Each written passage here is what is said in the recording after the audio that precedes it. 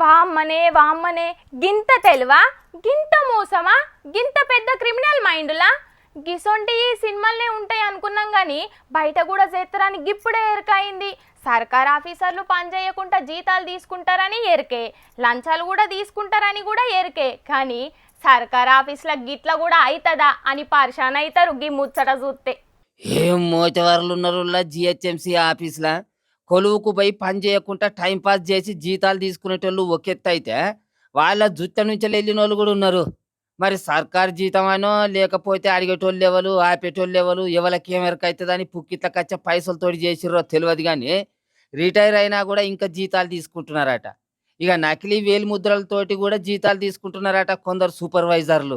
వాళ్ళందరినీ తీసేస్తున్నాడు commissioner Ronald Ross sir. ఇప్పటికైతే retire అయినా కూడా జీతం తీసుకున్న 37 మందిని తీసేసిండు. ఇక అట్లనే 14 మంది సూపర్వైజర్లను కూడా తీసేసిండట.